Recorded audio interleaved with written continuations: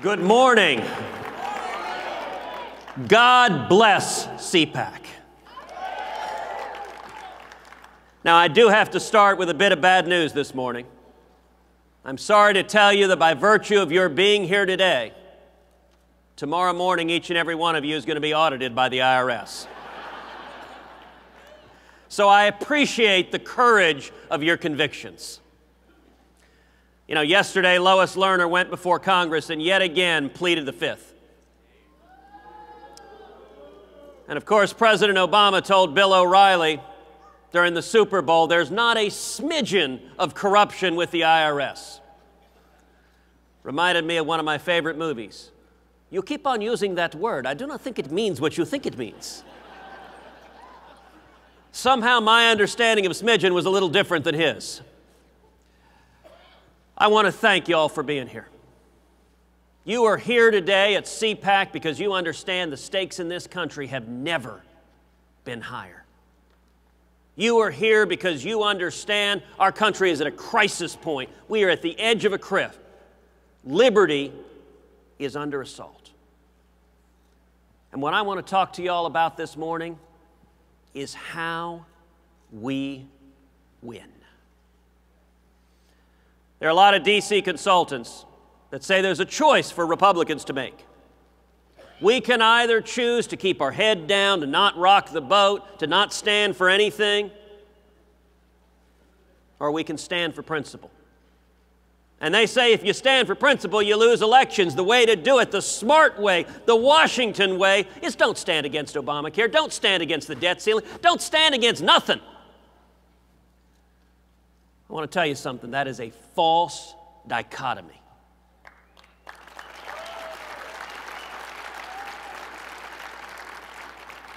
You want to lose elections? Stand for nothing.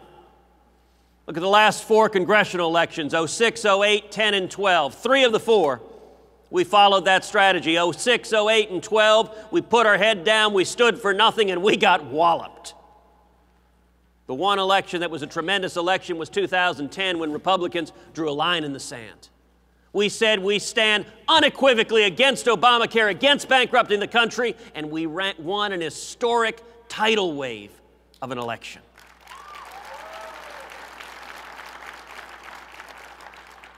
And then, of course, all of us remember President Dole and President McCain and President Romney.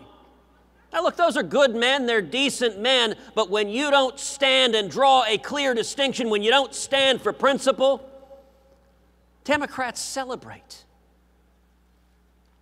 So I'm going to stand here today, and let's take for an example young people. Are there any young people here today? I got a note, by the way. Everyone should be cheering at that. Everyone is young and hard. If you are at CPAC, by definition, you are a young person because you believe in the future of America.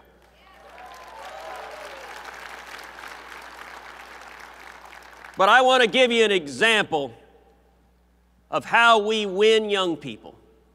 And that's an example of how we win elections across the board. I'm going to suggest a radical agenda to you. Hope and change. You look at the last 5 years of President Obama, as hope has diminished across the world. As the people of Ukraine have seen Russian tanks move into their sovereign land, as the nation of Israel has been left without its friend and ally, the United States of America. If you look at home, with the lowest labor force participation since 1978, millions have lost hope because under President Obama, the American dream is harder and harder and harder for anyone to achieve. And I got to tell you, change, real change, is changing the corrupt and broken system that is here in Washington, D.C.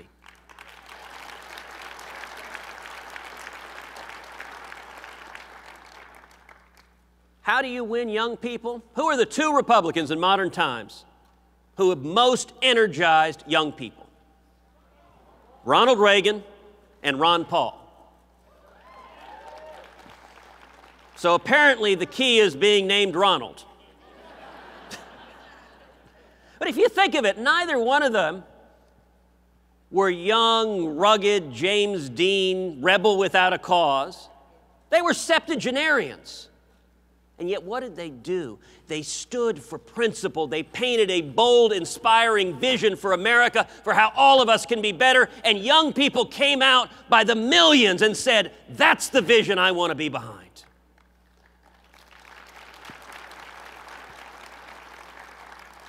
If you were to sit down and try to design an agenda to hammer the living daylights out of young people, you couldn't do better than the Obama economic agenda. Under President Obama, we've had 5 years of the great stagnation, no economic growth, which means one generation after another coming out of school can't find jobs. You know, economists are referring to this generation of young people as a lost generation. Obamacare, one of the easiest ways to understand it, it's a massive wealth transfer from young, healthy people to everybody else. And then our national debt from $10 trillion to $17 trillion. Who the heck do you think is going to pay for that? The Obama agenda has been horrible for young people, and yet how many Republicans said that? Does anyone remember in the last election anyone going and making the case to young people about there is a better way, a brighter future? How do we win? How do we inspire young people? Number one, we tell the truth.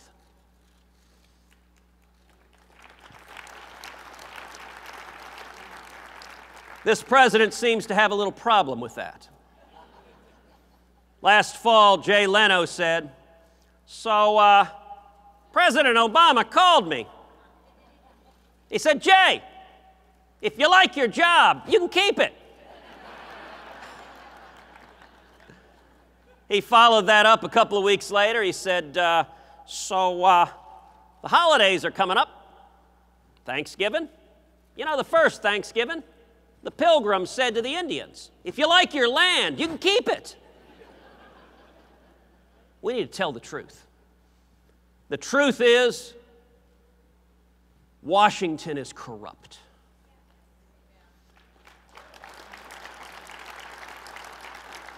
There is a corrupt and interlocking system of lobbyists and lawyers that are and consultants that are suckling off Washington, enriching you. You are in the richest counties in the country right now as more and more and more people are making great wealth in Washington.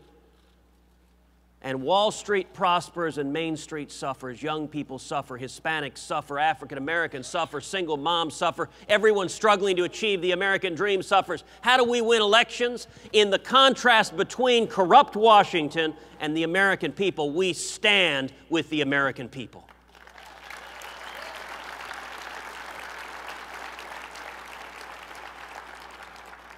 We stand with a straightforward and bold, positive agenda to inspire the young, to inspire women, to inspire Hispanics, to inspire everybody.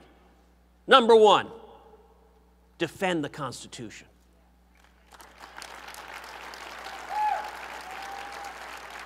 All of it.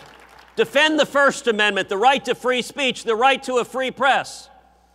For all of our friends in the media, a free press means not having government monitors sitting in your newsroom.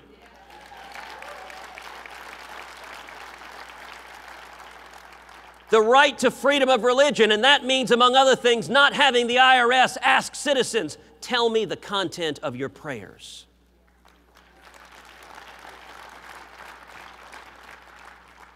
We need to stand for the Second Amendment right to keep and bear arms.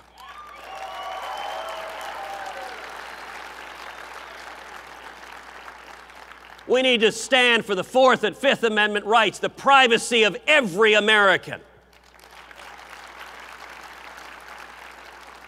How many of y'all have your cell phones?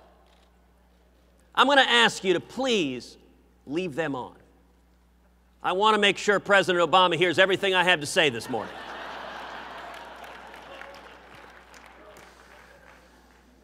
Number two, we need to abolish the IRS.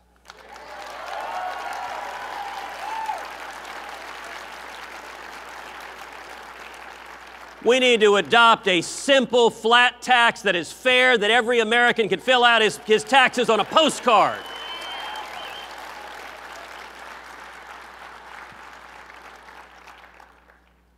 Number 3, we need to expand energy in this country and create high-paying jobs all over America.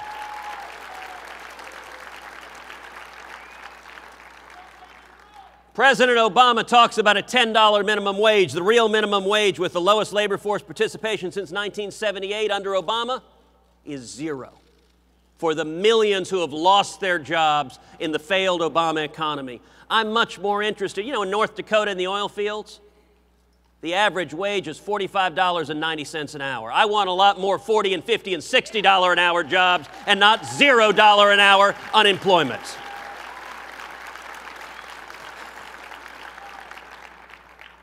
Number 4, we need to expand school choice.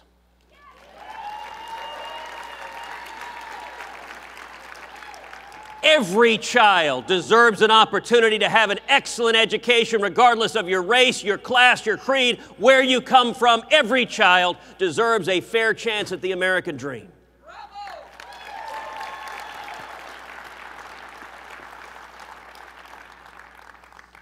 Number 5, we need to repeal Dodd-Frank. Talk about a bill that you don't have to read any further than the title to know nothing good can come of it. Number 6, we need to audit the Federal Reserve.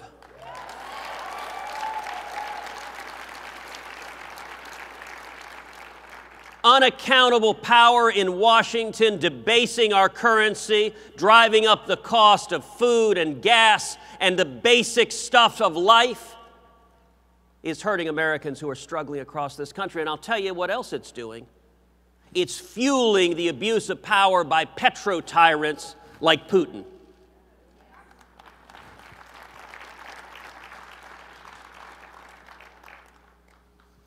Number 7. We need to pass a strong, balanced budget amendment.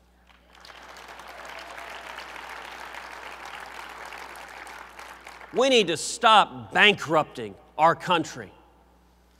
Right now, our kids and grandkids are inheriting a country where the national debt is larger than the size of our entire economy. And let me speak right now to everyone in the room who didn't applaud when I said, are there any young people here? What we're doing to our kids and grandkids is morally wrong. It is an outrage. If we keep on this road, they will spend their entire lives working not to meet the needs of the future, not to meet the needs of their priorities, but instead just working to pay off the debts that their deadbeat parents and grandparents stuck them with.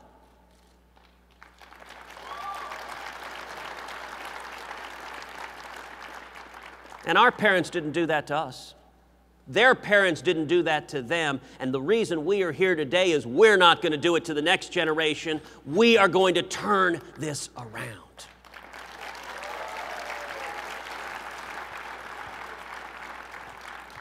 Number 8, we need to repeal every single word of Obamacare.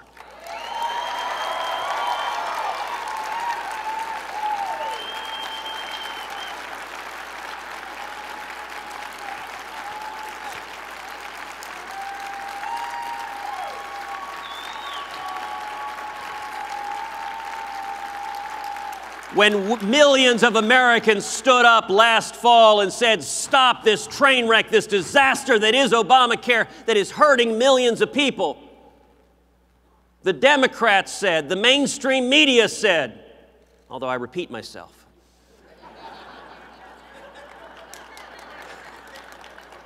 they said, this is hopeless. Don't you understand? Just move on. Just accept it. You can't do anything to stop this. Yes, we can.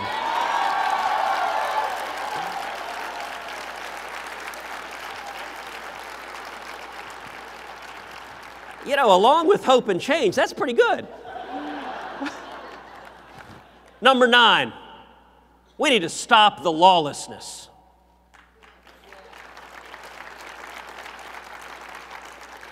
This president of the United States is the first president we've ever had who thinks he can choose which laws to enforce and which laws to ignore. He announces just about every day one change after another in Obamacare. It is utterly lawless. It is inconsistent with our Constitution, and it ought to trouble everyone, Republicans, Democrats, Independents, Libertarians. Let me tell you something. If you have a president who is picking and choosing which laws to follow and which laws to ignore, you no longer have a president.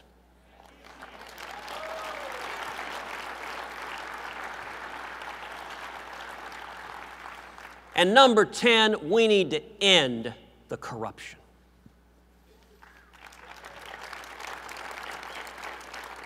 We need to eliminate corporate welfare and crony capitalism. If you come to Washington and serve in Congress, there should be a lifetime ban on lobbying.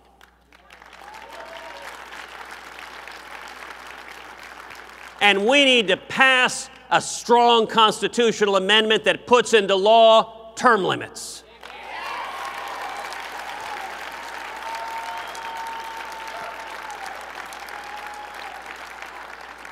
Now, there are lots of voices in Washington that will say, no, this is too bold. You can't stand against the IRS. That's extreme. You can't say repeal Obamacare. That's really a bit much. Let's just modify it. You can't not bankrupt the country. Let's just slow it down a little bit.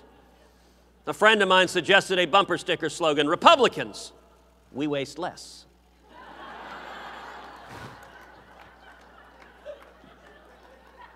You win elections by standing for principle and inspiring people that there is a better tomorrow.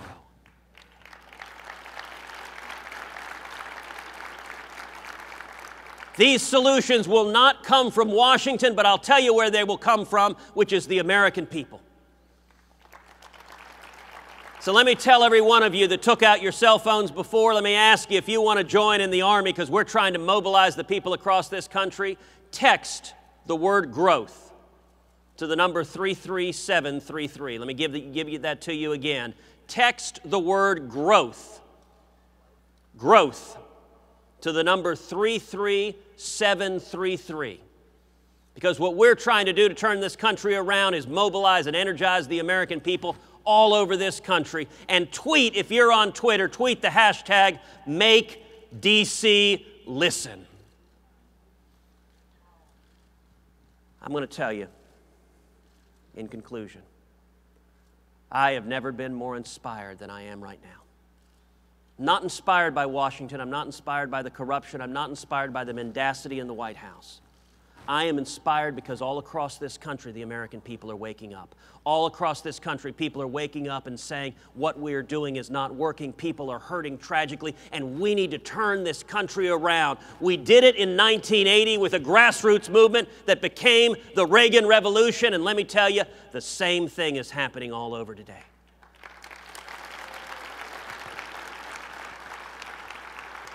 I am inspired, I am honored to stand with you today because together, if the American people continue to rise up, to speak out, to speak the truth, we will get back to the free market principles. We will get back to the constitutional liberties that have made America the greatest nation in the history of the world. We will bring back morning in America. That's why we're here, and that is the future for the young and everybody else in this country. Thank you, and God bless you.